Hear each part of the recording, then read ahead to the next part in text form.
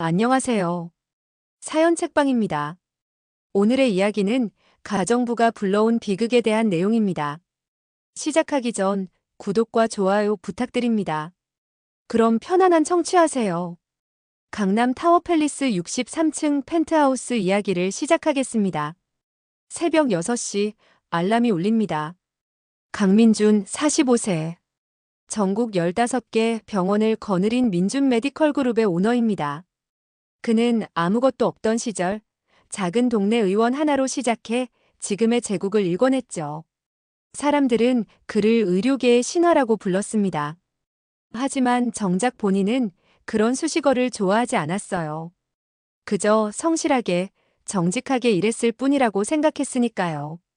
민준이 침대에서 일어나 창밖을 바라봅니다. 서울 시내가 한눈에 내려다 보이는 전망. 이 집을 샀을 때 아내 유진은 이렇게 말했습니다. 여기서 우리 늙어가자. 그때가 5년 전이었죠. 거실로 나오니 이미 커피 향기가 진동합니다. 최유진 42세. 대한민국 최고의 기업 소송 전문 변호사입니다. 김앤장 로펌의 최연소 파트너 변호사였죠. 그녀는 민준이 병원 인수합병 문제로 법률 자문을 구하러 갔을 때 처음 만났습니다. 차갑고 냉철한 프로페셔널. 하지만 그 안에 숨겨진 따뜻함을 민준은 알아봤던 거죠. 민준이 다가가 유진의 어깨를 감쌉니다. 일찍 일어났네. 유진이 서류를 보며 대답합니다. 응, 오늘 재판 있어서. 아침은 차려놨어. 식탁에는 간단한 아침이 차려져 있습니다. 유진이 직접 만든 샌드위치와 과일. 둘 다 바쁘지만 아침만큼은 함께 먹으려 노력했던 부부였습니다. 결혼 8년 차. 아이는 없었어요. 둘 다 커리어가 바빠 계속 미뤄왔고 어느새 나이가 들어버린 거죠. 유진이 입을 엽니다. 우리 이번 주말에 제주도 갈까? 한 달째 주말도 제대로 못 쉬었잖아. 민주는 잠시 생각하다 고개를 끄덕입니다. 그래, 좋아. 오래간만에 둘이 쉬자. 유진의 얼굴이 환해집니다. 바로 그때 현관문이 조심스럽게 열립니다. 박미선 38세. 2년 전부터 이 집의 가정부로 일하고 있는 여자입니다. 단정한 머리, 소박한 옷차림. 항상 조용하고 성실한 여자였죠. 미선이 공손하게 인사합니다. 사장님, 사모님, 안녕하세요. 민준이 웃으며 묻습니다. 미선 씨 왔어요? 오늘 서연이는 안 왔어요? 미선이 대답합니다. 네, 오늘은 학교 일찍 가야 해서 친구 엄마가 데려다 주셨어요. 박서연 10살. 미선의 딸입니다. 초등학교 4학년이었죠. 학교가 쉬거나 방과 후 시간에는 가끔 엄마와 함께 이 집에 왔어요. 조용하고 예의 바른 아이. 민주는 그 아이를 볼 때마다 이런 생각을 하곤 했습니다. 우리도 딸 하나 있었으면 저렇게 컸을까? 민주는 항상 직원들에게 존댓말을 썼습니다. 그의 아버지는 평생 막노동을 하며 살았거든요. 민주는 어릴 적 아버지가 사장에게 함부로 대우받는 모습을 보며 자랐습니다. 그래서 그는 다짐했죠. 자신은 절대 사람을 함부로 대하지 않겠다고. 유진이 서류를 집어넣으며 일어섭니다. 나 먼저 갈게. 오늘 저녁 늦을 것 같아. 민준이 걱정스럽게 묻습니다. 또, 요즘 너무 무리하는 거 아니야? 이번 것만 끝나면 좀 한가해질 거야. 걱정 마. 유진이 민준의 뺨에 가볍게 입맞춤을 하고 현관으로 향합니다. 하이힐 소리가 복도에 울리고 문이 닫힙니다. 민준도 출근 준비를 합니다. 정장을 입고 시계를 차죠. 거울 속에 자신을 봅니다. 45세. 백발이 조금씩 늘어나고 있었어요. 이제 젊지 않다는 생각이 듭니다. 미선이 인사합니다. 사장님, 좋은 하루 되세요. 미선 씨도요. 오늘 힘들면 일찍 들어가셔도 돼요. 감사합니다, 사장님. 민주는 현관문을 나섭니다. 엘리베이터를 기다리며 핸드폰을 확인하죠. 각 병원에서 온 보고서들. 오늘도 긴 하루가 될 것 같았습니다. 그는 몰랐습니다. 이 평화로운 아침이, 이 완벽해 보이는 일상이 곧 산산조각 날 것이라는 것을. 자신이 믿고 있는 모든 것이 거짓 위에 세워져 있다는 것을. 타워 팰리스 63층 펜트하우스. 그 화려한 외관 뒤에 보이지 않는 균열이 조금씩 번져가고 있었습니다. 여러분, 2주가 지났습니다. 금요일 저녁이었죠. 유진이 침실에서 비명을 지릅니다. 여보, 여보. 민준이 서재에서 뛰어나옵니다.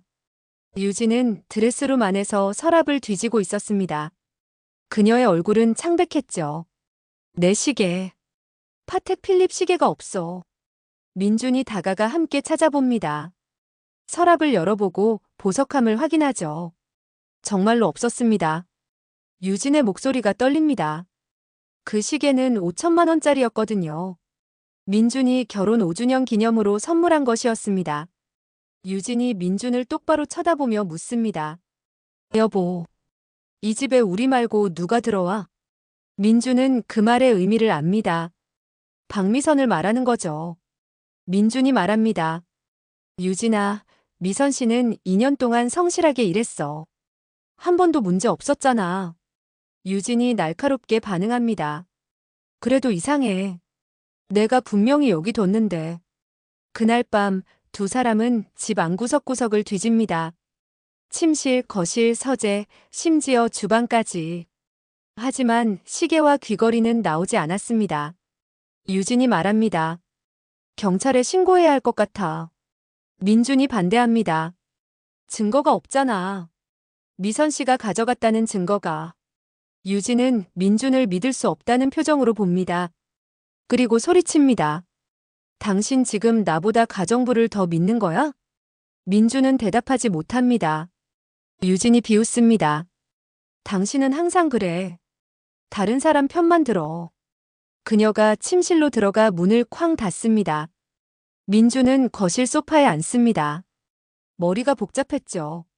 정말 미선이 가져간 걸까? 아니면 유진이 다른 곳에 둔 걸까? 결혼 8년 만에 이런 큰 싸움은 처음이었습니다.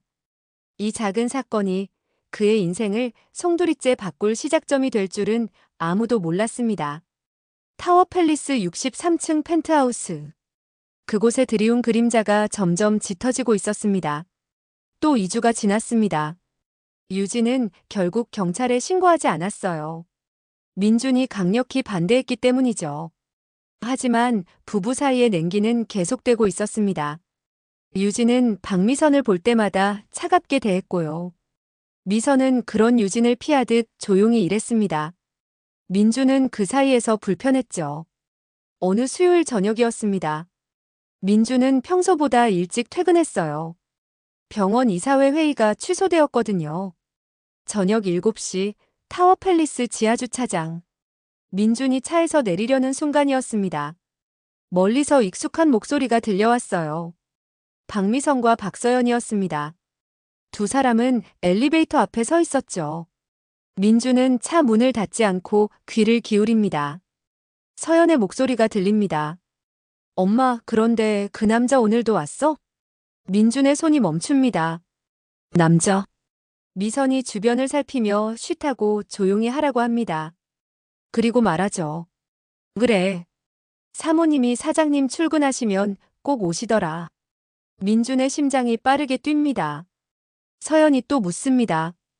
근데 사장님은 모르시는 거야? 미선이 대답합니다. 당연하지. 모르시는 것 같아. 사모님이 남자를 집에 데려온다는 거. 바로 그때 민준의 핸드폰이 울립니다. 벨소리가 주차장에 울려 퍼지죠. 미선이 깜짝 놀라 뒤를 돌아봅니다. 민준이 차에서 나옵니다. 미선의 얼굴이 하얗게 질립니다. 사장님. 서연의 눈이 휘둥그레집니다. 아저씨. 민준이 다가가며 묻습니다. 방금 무슨 얘기 하신 거예요? 미선이 당황합니다. 아니에요. 아무것도 아니에요. 서연이 엄마의 손을 잡아 끌며 소리칩니다. 엄마, 빨리 가자. 아이의 얼굴에는 공포가 가득했습니다. 미선이 서연의 손을 잡고 황급히 엘리베이터로 뜁니다. 엘리베이터 문이 닫힙니다. 민준은 그 자리에 멈춰 섭니다. 머릿속이 하얗게 변했죠. 남자. 유진이 집에 남자를 데려온다고? 말이 안 됐습니다. 유진은 그런 사람이 아니었으니까요. 하지만 방금 들은 대화는 너무나 명확했습니다. 민주는 차로 돌아가 운전석에 앉습니다. 손이 떨렸죠. 핸드폰을 꺼내 유진에게 전화를 겁니다. 여보, 나야. 유진의 목소리는 평소와 같습니다. 응, 왜? 지금 어디야? 로펌이야. 왜? 민주는 입술을 깨뭅니다. 로펌에 있다고? 정말일까? 민주는 엘리베이터를 타고 63층으로 올라갑니다. 현관문을 열죠. 집은 조용했습니다. 거실 불이 켜져 있었어요. 하지만 아무도 없었습니다. 미선은 이미 퇴근한 것 같았죠. 민주는 거실 소파에 앉습니다. 머릿속이 복잡했어요. 유진이 정말 바람을 피우는 걸까? 아니야, 말도 안 돼. 하지만 미선 모녀가 왜 거짓말을 해? 민주는 집안을 다시 살핍니다. 뭔가 흔적이 있을까 해서요. 침실로 들어갑니다. 침대는 깔끔하게 정돈되어 있었죠. 거실로 나옵니다. 소파를 봅니다. 쿠션이 약간 비뚤어져 있었어요. 민준이 쿠션을 들어 올립니다. 그 밑에서 뭔가 반짝이는 게 보였습니다. 남자용 커프스 단추였죠. 민준의 것이 아니었습니다. 심장이 쿵쿵 뜁니다. 이게 뭐지? 누구 거지? 민준은 커프스를 손에 쥡니다. 고급스러운 은제품이었어요. 이니셜이 새겨져 있었습니다. K, J, H. 민준의 이니셜은 K, M, J였죠. 다른 사람 것이었습니다. 민준은 소파에 주저앉습니다. 정말인가? 유진이 정말 다른 남자를? 시간이 흐릅니다. 밤 10시. 민준은 여전히 거실에 앉아 있었습니다. 불을 끄고 어둠 속에서 기다렸죠. 혹시 모른다고 생각했어요. 오늘 밤 그 남자가 올지도. 하지만 아무도 오지 않았습니다. 밤 12시 30분. 현관문이 열립니다. 유진이 들어오죠. 여보, 불도 안 켜고 왜 여기 앉아 있어? 유진이 거실 불을 켭니다. 민준을 봅니다. 민준은 손에 쥔 커프스를 내밉니다. 이게 뭐야? 유진이 커프스를 봅니다. 커프스? 그게 왜? 민준의 목소리가 높아집니다. 이게 누구 거냐고. 유진이 놀랍니다. 나도 모르는데? 그게 어디서 나온 건데? 민준이 말합니다. 소파 밑에 있었어. 오늘 집에 왔더니. 유진의 얼굴이 굳습니다. 무슨 소리야? 나도 처음 보는 건데. 민준이 소리칩니다. 거짓말하지 마. 유진도 소리칩니다. 그럼 이게 어떻게 우리 집 소파 밑에 있어? 유진은 말문이 막힙니다. 나도 모르겠어. 민준은 유진을 똑바로 쳐다봅니다. 유진아, 솔직히 말해. 집에 누가 오는 거야? 유진의 눈이 커집니다. 미쳤어? 무슨 남자? 민준이 소리칩니다. 그만 거짓말해. 나 다 들었어. 미선 씨랑 서연이가 얘기하는 거. 유진은 민준을 믿을 수 없다는 표정으로 봅니다. 당신, 지금 가정부 말을 믿는 거야? 민준이 커프스를 흔듭니다. 증거가 여기 있잖아. 유진은 그 순간 모든 걸 이해합니다. 박미선이 한 짓이라는 것을. 하지만 민준은 이미 그녀를 믿지 않았습니다. 유진이 말합니다. 나 아무도 집에 안 불렀어. 그 커프스가 어떻게 거기 있는지 나도 몰라. 민준이 비웃습니다. 또 미선 씨 탓이야? 당신 시계 없어졌을 때도 그랬잖아. 두 사람은 서로를 노려봅니다. 결혼 8년 만에 처음으로 서로를 의심했습니다. 보이지 않는 벽이 두 사람 사이에 세워졌죠. 그리고 그 벽은 다시는 무너지지 않을 것이었습니다. 다음 날 아침입니다. 민주는 소파에서 잠들었어요. 침실에는 들어가지 않았죠. 유진도 침실 문을 잠그고 나오지 않았습니다. 아침 8시. 유진이 침실에서 나옵니다. 화장은 했지만 눈이 퉁퉁 부어 있었어요. 울었다는 증거였죠. 나 출근한다. 유진이 차갑게 말하고 현관문을 나섭니다. 민주는 그녀를 붙잡지 않았습니다. 오전 10시. 박미선이 출근합니다. 민준이 그녀를 부르죠. 미선 씨, 잠깐 앉으세요. 미선이 조심스럽게 소파에 앉습니다. 민주는 그녀 맞은편에 앉았어요. 어제 주차장에서 한 얘기요. 좀 더 자세히 말씀해 주시겠어요? 미선의 몸이 굳습니다. 민준의 목소리에는 절박함이 묻어났죠. 미선 씨, 제발요. 나한테 솔직하게 말해주세요. 미선은 잠시 망설입니다. 그녀의 눈이 흔들렸어요. 마치 무언가 갈등하는 듯 했죠. 그리고 천천히 입을 엽니다. 사장님, 제가 말하면 저희가 곤란해질까봐. 민준이 말합니다. 무슨 일이 있어도 미선 씨는 보호할게요. 약속합니다. 민준은 진심이었습니다. 미선이 깊은 한숨을 쉽니다.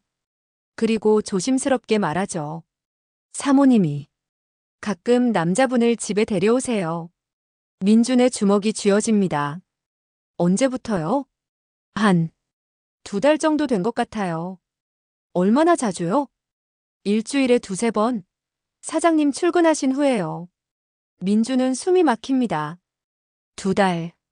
그동안 자신이 모르는 사이에 민준이 묻습니다. 그 사람, 어떻게 생긴 사람이에요? 키가 크고 잘생기셨어요. 정장을 입으셨고. 그 사람이 어디까지 들어왔어요? 미선이 고개를 숙입니다. 거실에만 계신 게 아니었어요. 안방이요. 서재도요. 민주는 눈을 감습니다. 안방. 자신과 유진의 침실이었습니다. 미선이 말합니다. 제가 청소하려고 들어가려는데 문이 잠겨 있었어요. 그리고 안에서 소리가 들렸어요. 미선은 더 이상 말하지 않았지만 민주는 알았습니다. 어떤 소리인지.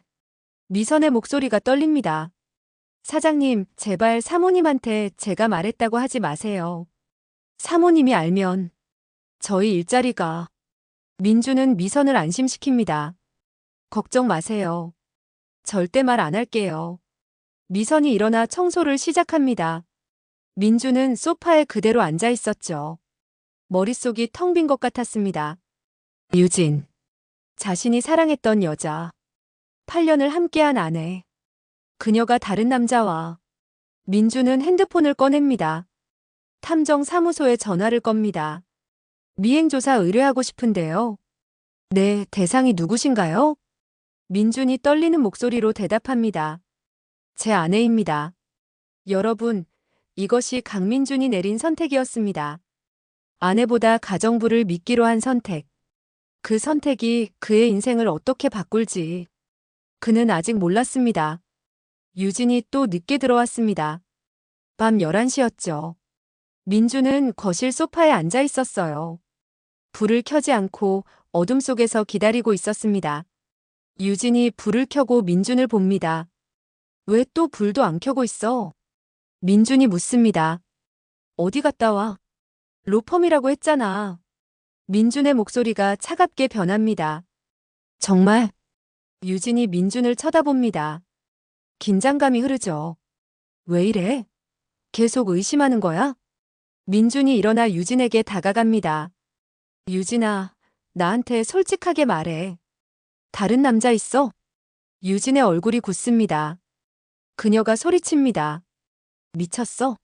무슨 소리 하는 거야? 민준이 대답합니다. 미선 씨가 봤어, 집에 남자 오는 거. 유진은 웃습니다. 하지만 그 웃음에는 분노가 섞여 있었죠. 또 박미선이야? 또 그 여자 말을 믿는 거야? 민준은 증거를 묻지만 유진은 할 말이 없습니다. 그저 부인할 뿐이죠. 자신은 아무도 만나지 않았다고. 커프스도 박미선이 갖다 놓은 거라고. 그때 민준이 차갑게 말합니다. 나 탐정 고용했어. 유진의 얼굴이 창백해집니다. 뭐? 내일부터 당신을 미행할 거야. 유진은 믿을 수 없다는 표정으로 민준을 봅니다.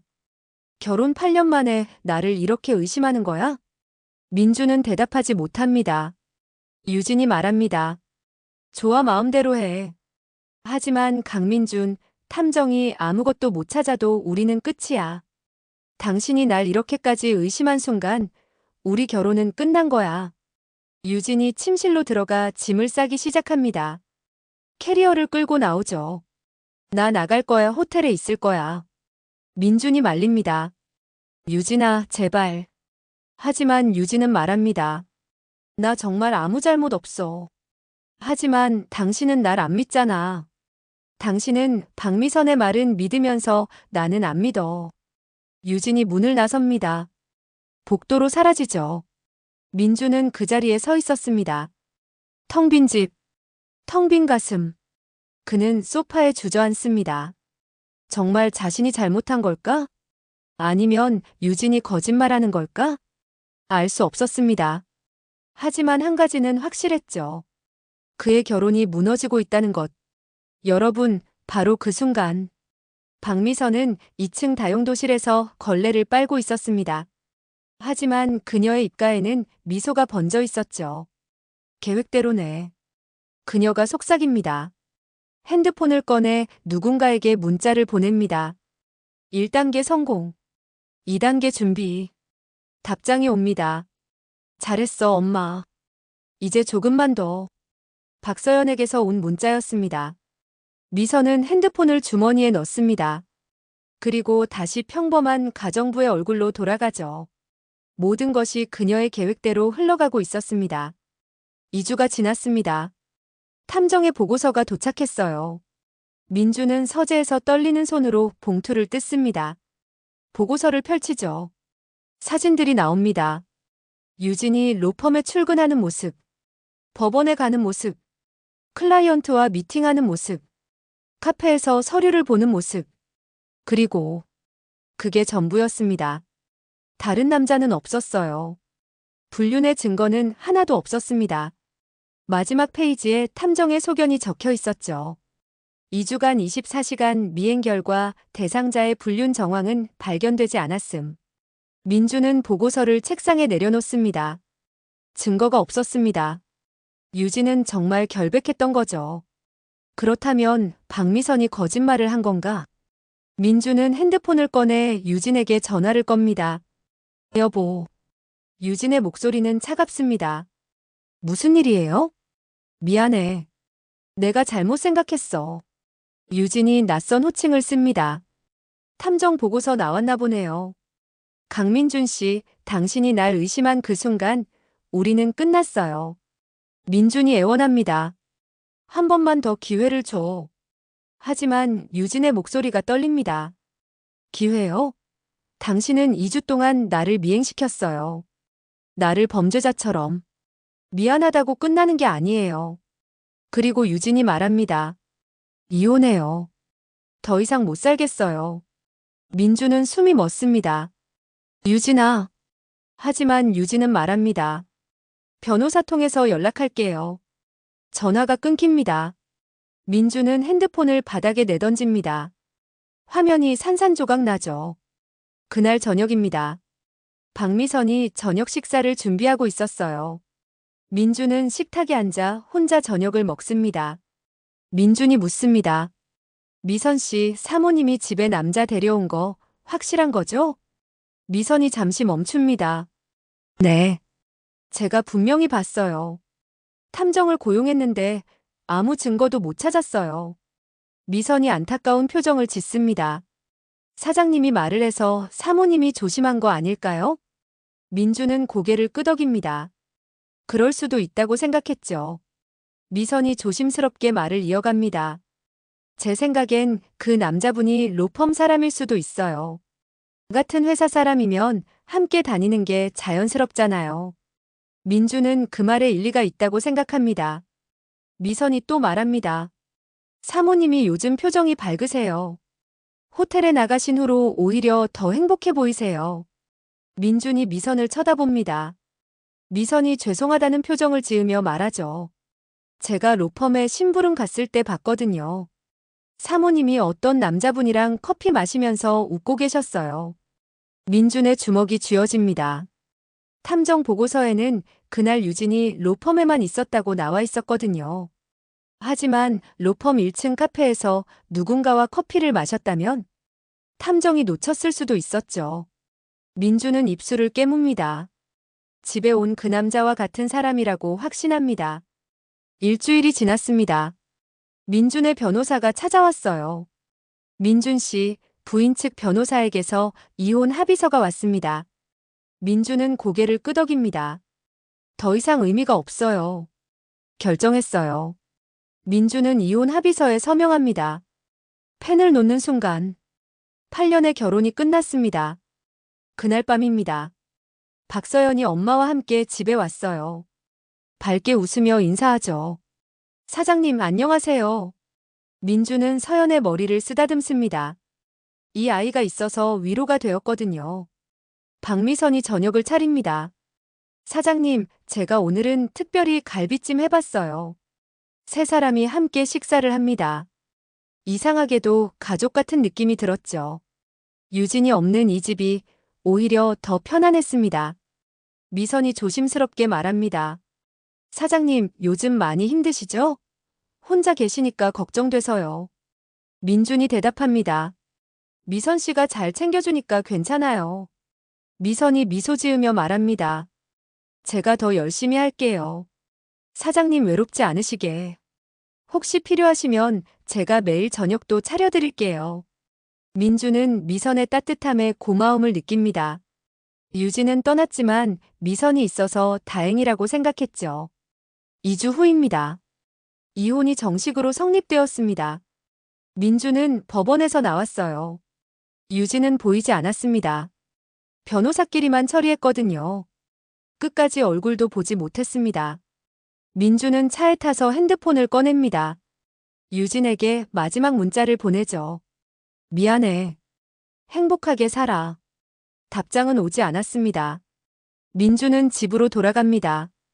현관문을 열자 저녁 냄새가 났어요. 박미선이 저녁을 준비하고 있었습니다. 사장님 오셨어요? 오늘 힘드셨죠? 제가 사장님 좋아하시는 된장찌개 끓였어요. 민주는 식탁에 앉습니다. 따뜻한 밥, 구수한 된장찌개. 집밥의 온기가 느껴졌죠. 민준이 묻습니다. 미선 씨, 앞으로 매일 저녁 부탁해도 될까요? 미선이 대답합니다. 당연하죠. 제가 사장님 잘 챙겨드릴게요.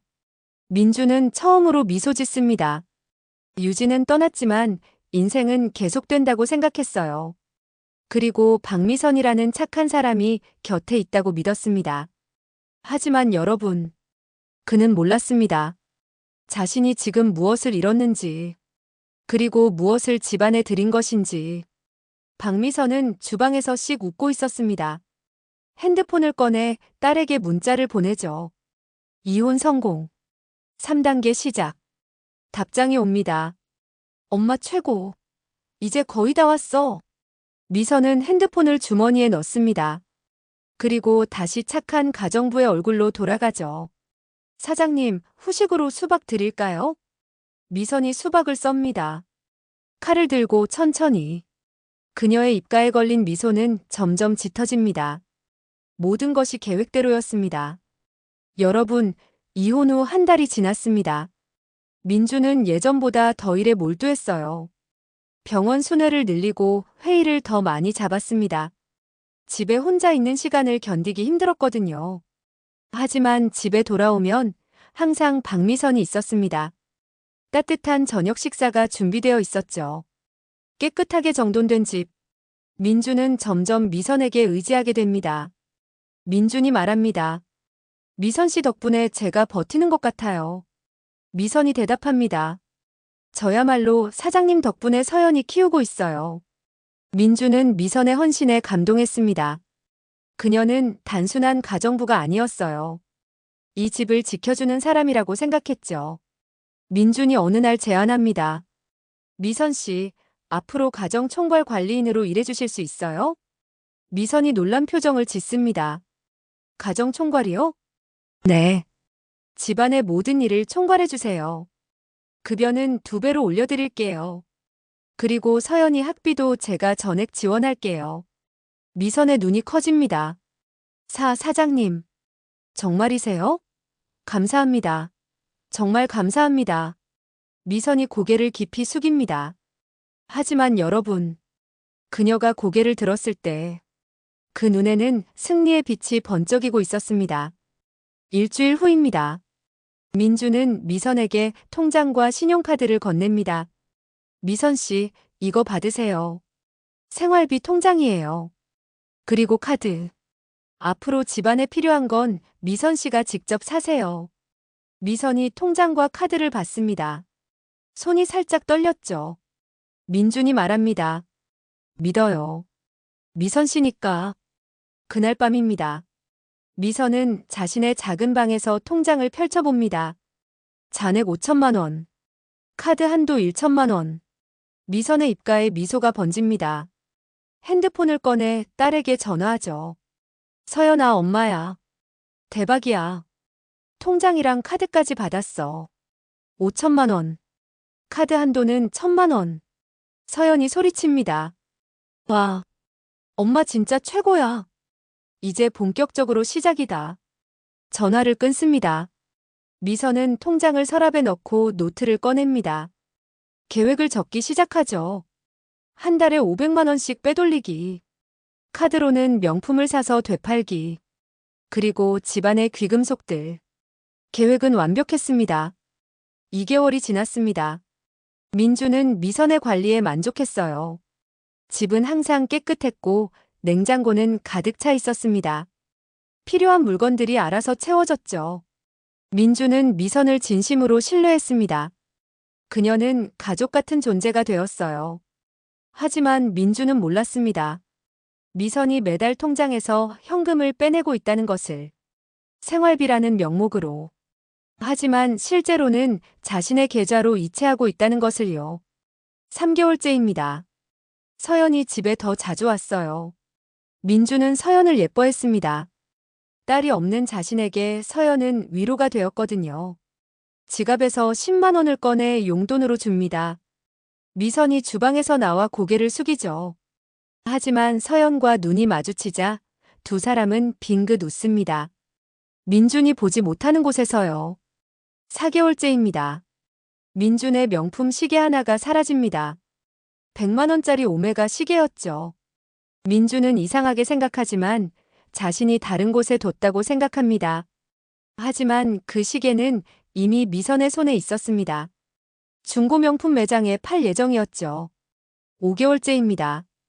민준의 병원 서류 몇 장이 사라집니다. 기밀 서류들이었어요. 인수합병 관련 문서, 재무제표. 하지만 민준은 눈치채지 못합니다.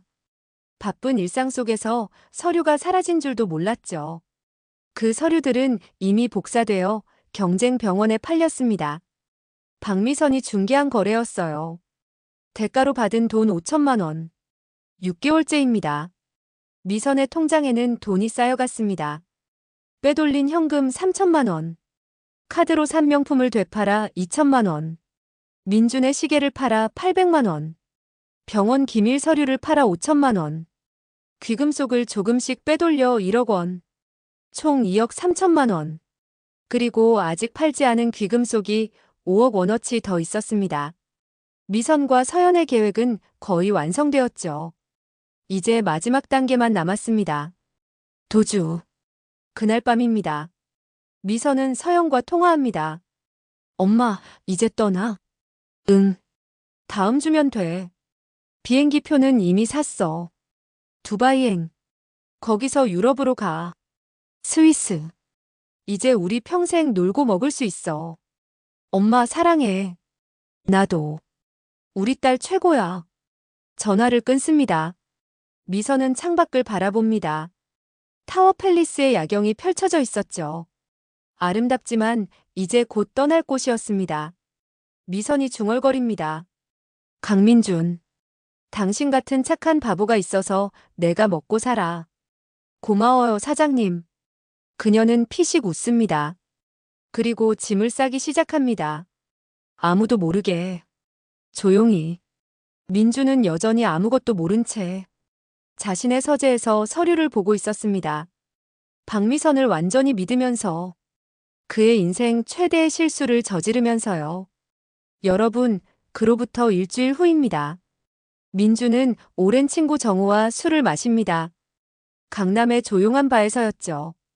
정우가 묻습니다. 민준아, 요즘 어때? 그냥 살아가고 있어. 근데 집에 가정부가 잘 챙겨줘서 그나마 버티고 있어. 가정부? 박미선 씨. 정말 착한 사람이야. 정우가 소주잔을 내려놓습니다. 박미선? 이름이? 정우의 표정이 굳어집니다. 정우는 사립탐정이었습니다. 민준이 유진을 미행시켰던 바로 그 탐정이었죠. 정우가 민준의 손을 잡습니다. 민준아, 그 사람 조심해. 왜? 무슨 소리야? 며칠 전에 다른 의뢰인 사건 조사하다가 우연히 봤어. 박미선이라는 이름. 정우가 핸드폰을 꺼내 파일을 엽니다. 이 사람 맞아? 사진 속에는 박미선이 있었습니다. 하지만 머리 색깔이 달랐죠. 정우가 설명합니다. 5년 전 사진이야. 강서구 부자집에서 일했던 가정부. 그 집도 부부가 이혼했어. 가정부가 이간질해서. 민준의 얼굴이 굳습니다. 정우가 다른 파일들을 엽니다. 7년 전 송파구, 9년 전 서초구, 10년 전 용산구, 11년 전 분당. 전부 다른 머리 스타일, 다른 옷차림의 박미선이었습니다. 정우가 패턴을 설명하죠. 부유한 집에 가정부로 들어가. 부부 사이를 이간질해. 아내를 내쫓아 남편의 신뢰를 얻어. 재산을 빼돌려. 그리고 해외로 도주해. 민주는 숨이 막힙니다. 정우가 숫자를 보여줍니다. 총 5건. 피해액 합계 12억 원. 민준아, 너 지금 위험해. 민준의 손이 떨립니다. 그럼 유진이는? 정우가 고개를 끄덕입니다. 아마 무고했을 거야. 커프스도 남자 이야기도 전부 조작이었겠지. 민준은 머리를 감싸줍니다. 내가 뭘 한 거야? 정우가 말합니다. 지금이라도 늦지 않았어. 경찰에 신고해야 돼. 증거가 있어. 정우가 USB를 꺼냅니다. 전부 여기 있어. 이전 피해자들 진술서. 박미선의 전과 기록. 정우가 다른 파일을 엽니다. 그리고 박서연. 그 딸. 사진이 나옵니다. 어린 서연이 아니었어요. 화려한 옷을 입고 무대에 선 10대 소녀였습니다. 정우가 설명합니다. 아역 배우야. 8년 전까지 활동했어. 하지만 사기 전과로 활동 중단. 엄마랑 같이 보이스피싱 조직에 있었어. 민주는 믿을 수 없다는 표정입니다. 그 착한 서연이가. 정우가 대답합니다. 연기야. 전부 연기. 그 애는 실제로는 18살이야. 10살이 아니라. 민주는 소파에 주저앉습니다. 모든 게 무너집니다. 그럼 지난 6개월 동안 전부 당한 거야. 정우가 민준의 어깨를 잡습니다. 민준아, 당장 집에 가서 확인해봐. 통장, 귀금 속 중요한 서류들. 민준은 벌떡 일어납니다. 나 집에 가볼게. 같이 가자. 두 사람은 발을 나섭니다. 차를 타고 타워팰리스로 향하죠. 민준의 심장이 미친 듯이 뜁니다. 제발, 제발 아니길. 하지만 그는 알았습니다. 이미 늦었다는 것을. 30분 후입니다. 민준이 집 문을 엽니다. 불이 꺼져 있었어요. 미선 씨? 대답이 없습니다. 서연아? 아무 소리도 들리지 않았습니다. 민준은 미선의 방으로 달려갑니다. 문을 열죠. 텅 비어 있었습니다. 옷장도 비어 있었어요. 서랍도 비어 있었습니다. 모든 게 사라졌습니다. 정우가 부릅니다. 민준아, 침실 좀 와봐. 민준이 침실로 갑니다. 드레스룸이 열려 있었어요. 유진의 보석함이 비어 있었습니다. 금목걸이, 다이아 반지, 진주 귀걸이. 전부 사라져 있었죠. 민준은 서재로 뜁니다. 금고를 열죠. 비밀번호를 입력합니다. 금고 문이 열립니다. 텅 비어 있었습니다. 현금 2억 원이 있었는데 전부 사라졌어요. 민준이 주저앉습니다. 정우가 달려오죠. 통장은? 카드는? 민준이 핸드폰으로 은행 앱을 엽니다. 생활비 통장. 잔액 0원. 5천만 원이 있었는데. 카드 명세서를 열어봅니다. 한도 초과. 명품 구매 내역이 가득했습니다. 정우가 집안을 둘러보며 묻습니다. 서류는? 민준이 서재 서랍을 엽니다. 병원 계약서들이 있던 자리. 텅 비어 있었습니다. 인수합병 계약서, 재무제표 전부 사라졌어요. 정우가 심각한 표정을 짓습니다. 민준아, 이거 큰일 났어. 그 서류들이 경쟁사로 넘어가면 법적 소송감이야. 민준은 바닥에 주저앉습니다. 모든 것을 잃었습니다. 돈, 귀금속, 서류. 그리고 가장 큰 것. 아내. 민준이 중얼거립니다. 유진이. 내가 유진이를. 눈물이 흐릅니다. 자신이 사랑했던 여자. 결백했던 여자. 자신이 박미선의 거짓말을 믿고 내쫓은 여자. 그때 민준의 핸드폰이 울립니다. 모르는 번호였죠. 민준이 받습니다. 여보세요? 박미선의 목소리가 들립니다. 하지만 이제는 전혀 다른 톤이었어요. 차갑고 비웃는 목소리. 사장님 잘 지내시죠? 아, 이제 사장님 아니시네요? 민준이 떨리는 목소리로 묻습니다. 왜 이런 짓을? 미선이 대답합니다. 왜요? 돈 때문이죠 뭐. 사장님은 참 착하셨어요. 너무 착해서 바보 같았죠. 민준은 말을 잇지 못합니다. 미선이 말합니다. 유진 사모님한테 미안하다고 전해주세요. 그분 정말 좋은 분이었는데 저 때문에 이혼하셨네요. 민준의 목소리가 떨립니다. 미안하다고 전해달라고? 네. 저희는 이제 떠나요. 다시는 못 찾으실 거예요. 그때 서연의 목소리가 들립니다. 아저씨 그동안 고마웠어요. 하지만 이제는 어린애 목소리가 아니었습니다. 성인 여자의 목소리였죠. 미선이 깔깔 웃습니다. 그럼 안녕히 계세요, 사장님. 아니, 전 사장님? 전화가 끊깁니다. 민주는 핸드폰을 바닥에 내던집니다. 화면이 산산조각 나죠. 정우가 민준을 붙잡습니다. 진정해. 경찰에 신고하자. 지금 신고하면 잡을 수 있어. 하지만 민준은 알았습니다. 이미 늦었다는 것을. 그들은 이미 공항에 있을 거라고. 곧 이 나라를 떠날 거라고. 민준은 거실 바닥에 앉습니다. 텅 빈 집, 텅 빈 마음. 모든 것을 잃었습니다. 그리고 가장 소중한 것을 내쫓았죠. 민준이 울먹입니다. 유진아 미안해. 정말 미안해. 하지만 그 말은 빈집에 울려 퍼질 뿐이었습니다. 아무도 듣지 않았어요. 아무도 대답하지 않았습니다. 다음 날 아침입니다. 민준은 경찰서에 있었습니다. 정우와 함께 고소장을 제출하죠. 경찰이 키보드를 두드리며 말합니다. 피해 내용을 정리해드리겠습니다. 현금 2억 3천만 원. 귀금속 5억 원 상당. 병원 기밀 서류 유출. 총 피해액은 7억 원 이상으로 추정됩니다. 민준은 고개를 끄덕입니다. 경찰이 컴퓨터를 확인합니다. 박미선 38세. 어제 오후 6시 인천공항 출국. 목적지는 두바이. 딸 박서연. 실제 나이 18세. 동일 항공편. 이미 출국했습니다. 민준의 얼굴이 창백해집니다. 잡을 수 있나요? 경찰이 난처한 표정을 짓습니다. 인터폴에 적색 수배를 요청하겠습니다.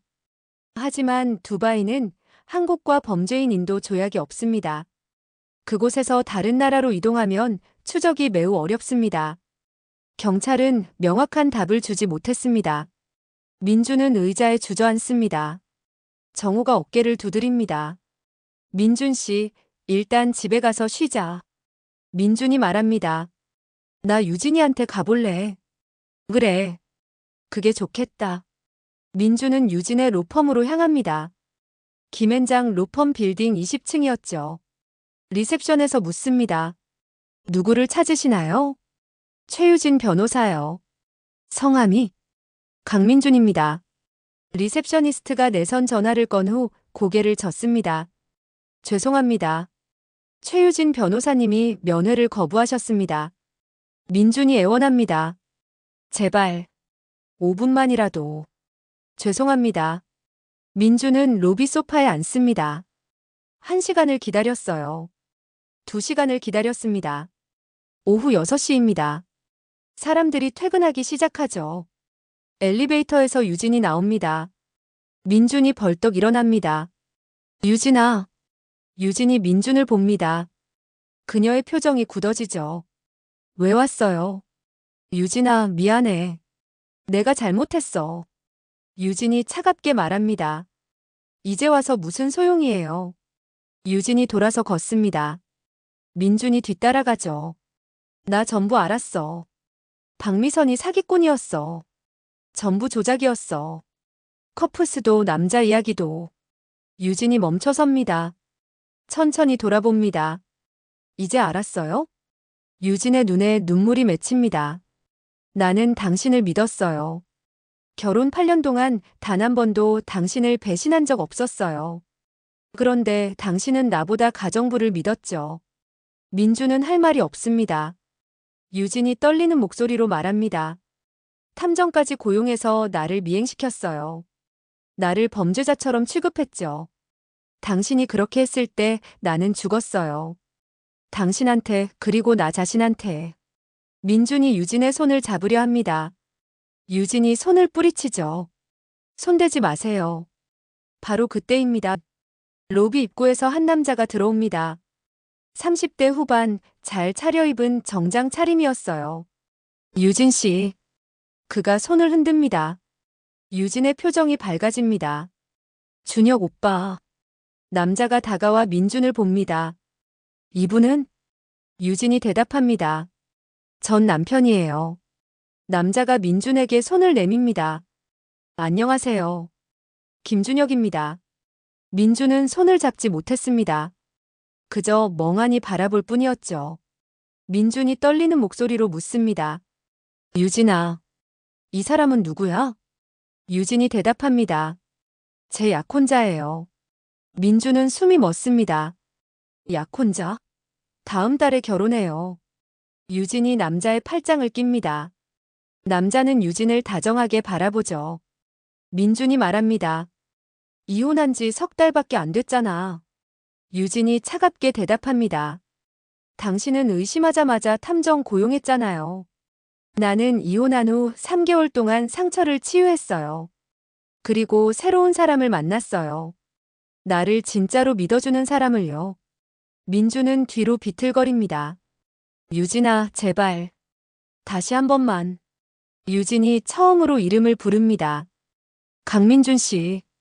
당신이 나를 안 믿었을 때 우리는 끝났어요. 완전히 영원히. 이제 다시는 나한테 연락하지 마세요. 유진과 준혁이 함께 로비를 나섭니다.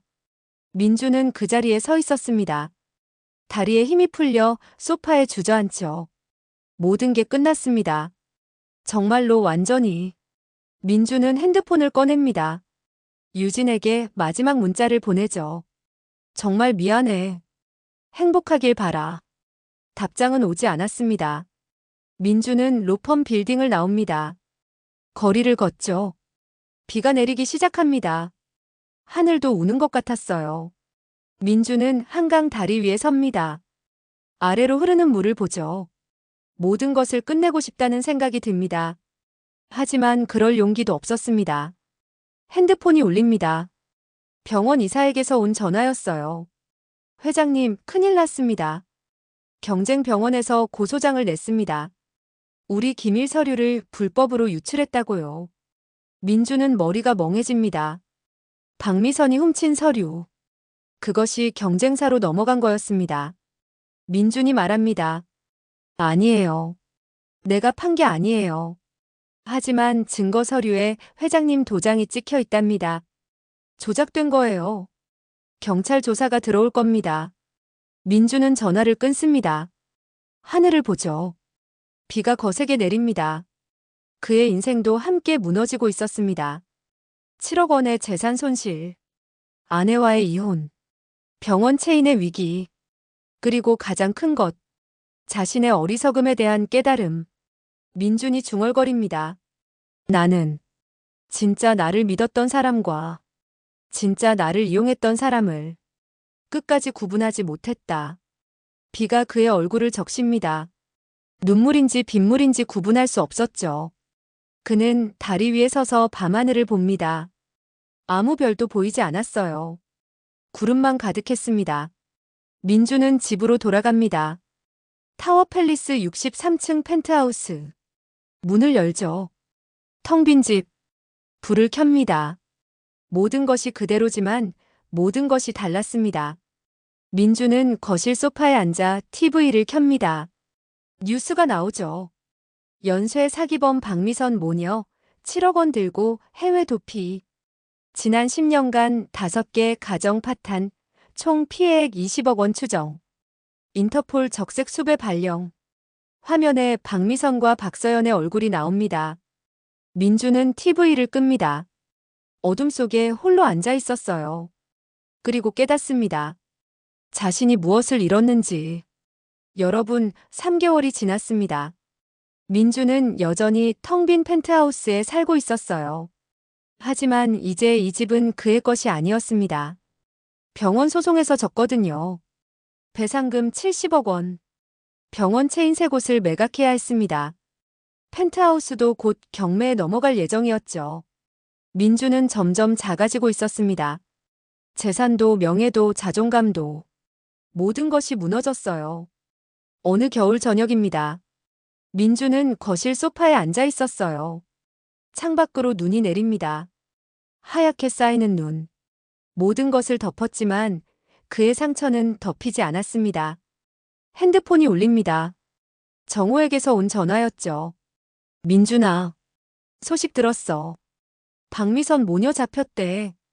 스위스에서 인터폴이 체포했어. 민준의 심장이 뜁니다. 정말? 이제 송환되면 재판 받을 거야. 돈도 일부 회수될 수 있을 거야. 정호가 잠시 멈춥니다.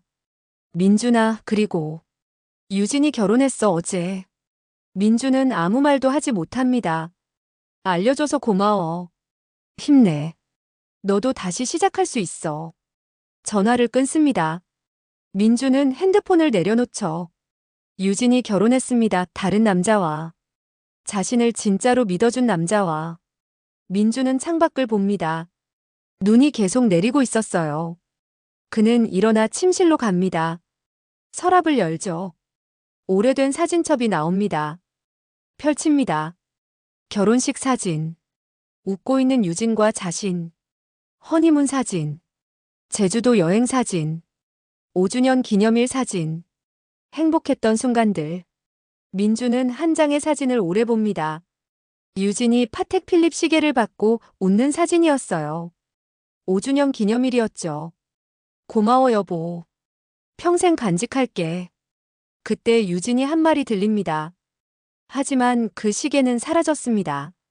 박미선이 훔쳐갔죠. 그리고 자신은 유진을 의심했습니다. 민주는 사진첩을 덮습니다. 눈물이 흐르죠. 미안해 유진아. 하지만 그 말은 빈 방에 울려 퍼질 뿐입니다. 다음 날 아침입니다. 민주는 병원에 갑니다. 이제 3개만 남은 병원이었어요. 직원들이 그를 봅니다. 예전처럼 존경하는 눈빛이 아니었죠. 동정과 경멸이 섞인 시선. 사기를 당한 바보. 아내도 지키지 못한 남자.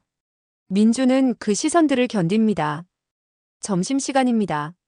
민주는 병원 근처 식당에 가서 혼자 밥을 먹죠. 옆 테이블에서 TV 소리가 들립니다. 연쇄 사기범 박미선 모녀, 어제 한국 송환. 총 피해액 20억 원, 피해자 6명. 검찰, 징역 15년 구형 예정. 화면에 수갑찬 박미선이 나옵니다. 예전의 순박한 모습은 없었어요.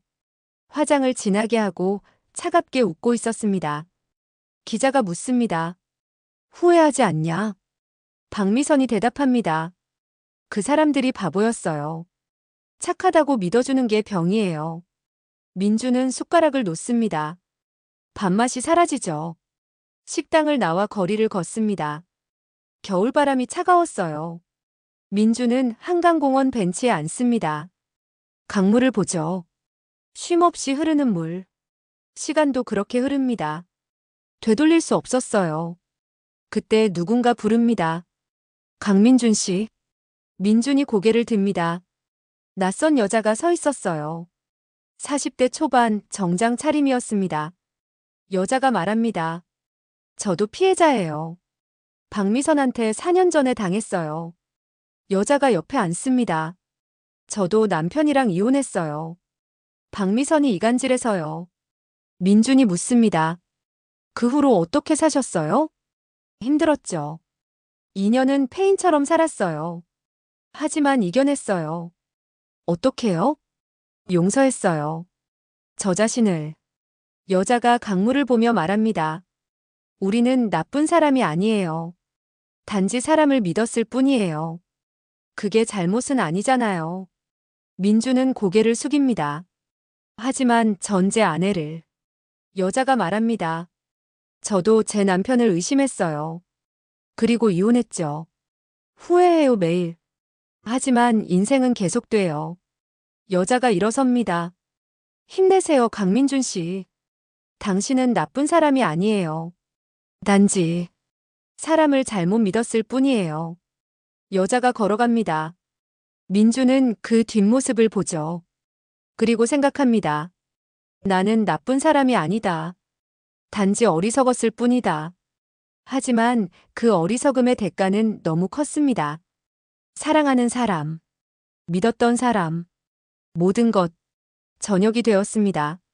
민주는 펜트하우스로 돌아갑니다. 마지막 밤이었어요.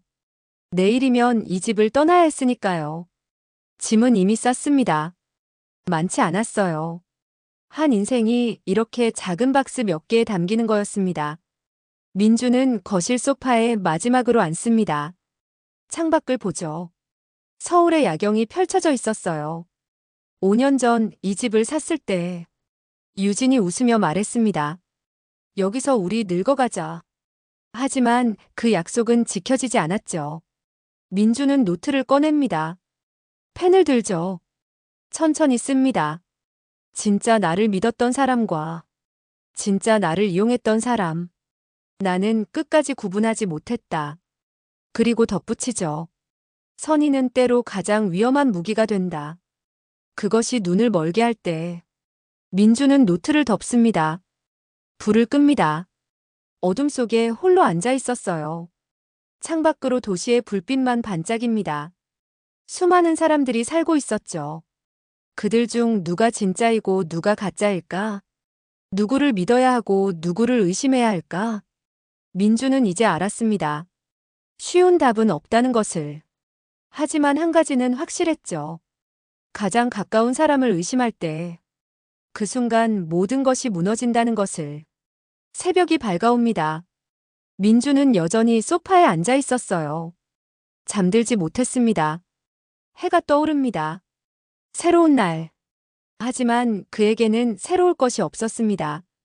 그는 일어나 짐을 듭니다. 마지막으로 집안을 둘러보죠. 추억들이 가득한 공간. 이제는 빈 공간. 현관문을 엽니다. 나갑니다. 문을 닫습니다. 복도를 걷죠. 엘리베이터를 탑니다. 1층으로 내려갑니다. 로비를 나섭니다. 차가운 아침 공기가 그를 맞이합니다. 민주는 걸어갑니다. 어디로 가는지 모릅니다. 그저 걸을 뿐이죠. 그의 뒷모습이 점점 작아집니다. 거리에 녹아듭니다. 때로는 선의가 가장 위험한 무기가 됩니다. 그것이 눈을 멀게 할 때. 맹목적 선의는 진실을 가립니다. 가장 가까운 사람을 의심하지 못하는 것이 가장 큰 배신을 부릅니다. 강민준의 이야기는 여기서 끝입니다. 그는 모든 것을 잃었습니다. 하지만 큰 교훈을 얻었죠. 들어주셔서 감사합니다.